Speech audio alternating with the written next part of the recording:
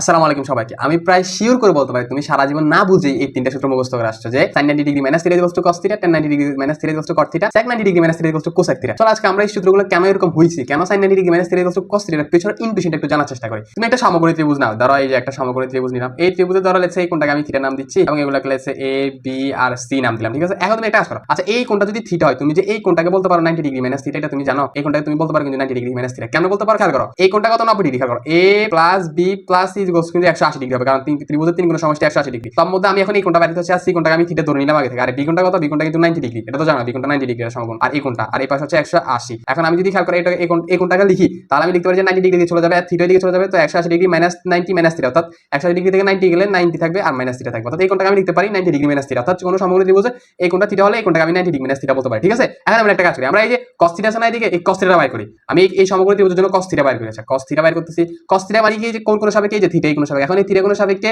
আচ্ছা cos theta মানে কি, cos থিটা মানে ভূমি বা অতিভুজ। এখন এই কোণ সাপেক্ষে ভূমি কোণটা এই যে এটা আমরা জানি, আর লম্ব হচ্ছে এটা, কারণ আমরা জানি যে সূক্ষ্মকোণের বিপরীত বাহু হচ্ছে লম্ব। তো তাহলে ভূমি এটা আর অতিভুজ হচ্ছে এটা। এখন ভূমি বা অতিভুজ মানে কি, BC ডিভাইড বাই AC হবে, অর্থাৎ BC divide by AC।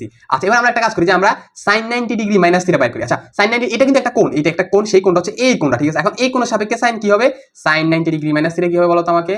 sin 90 degree minus theta হচ্ছে এই যে 90 ডিগ্রি মাইনাস থিটা কোণের সাপেক্ষে sin, এই কোণের সাপেক্ষে sin কি, sin মানে কি, sin মানে হচ্ছে লম্ব ডিভাইড বাই অতিভুজ। আর এই কোণের সাপেক্ষে লম্ব কোণটা, এই কোণের সাপেক্ষে লম্ব কিন্তু এটা হয়ে যাবে, কারণ আমরা জানি যে সূক্ষ্মকোণ, যে কোনো কথা চিন্তা করতেছি তার বিপরীত বাহু হচ্ছে যে লম্ব। এখন এই কোণের কথা চিন্তা করতেছি, এই কোণের বিপরীত বাহু হচ্ছে এটা, অর্থাৎ এটা হচ্ছে লম্ব আর এটা হচ্ছে ভূমি আর এটা হচ্ছে অতিভুজ। তো এই কোণের সাপেক্ষে sin মানে কি, এই কোণের সাপেক্ষে sin মানে লম্ব বা অতিভুজ, আর এই কোণের সাপেক্ষে লম্ব হচ্ছে BC আর অতিভুজ হচ্ছে AC, অর্থাৎ BC ডিভাইড বাই AC। এখন খেয়াল করো cos থিটা হচ্ছে কি পেয়েছিলাম আমি, BC ডিভাইড বাই AC, আর sin 90 ডিগ্রি মাইনাস থিটা কত পাইছি, BC ডিভাইড বাই AC। অর্থাৎ আমি কি বলতে পারি এখান থেকে যে cos theta is equals to এই জিনিসের সমান, অর্থাৎ এই যে cos theta equals to sin 90 degree minus theta, কারণ দুইটা আমাকে সেম ভ্যালু দিচ্ছে। আমি আশা করি বুঝতে পারছি। এখানে ইম্পর্টেন্ট তথ্য হচ্ছে এটা যে সূক্ষ্মকোণের বিপরীত বাহু হচ্ছে লম্ব। এই কোণের সাপেক্ষে যখন আমি cos চিন্তা করছিলাম, এই কোণের বিপরীত বাহু লম্ব এটা ছিল, আর এখানে ক্ষেত্রে খেয়াল করে এই কোণের বিপরীত বাহু লম্ব এটা হয়ে যাচ্ছিল, ঠিক আছে। যার কারণে যে এখানে BC ডিভাইড বাই AC পাইছিলাম আর এখানে BC ডিভাইড বাই AC পাইছিলাম, এটা ইম্পর্টেন্ট ছিল। তুমি যদি SSC স্টুডেন্ট হয়ে থাকো তাহলে আমাদের ওয়েবসাইট ও ইউটিউব ভিজিট করতে পারো। আশা করি তুমি উপকৃত হবে। আল্লাহ হাফেজ।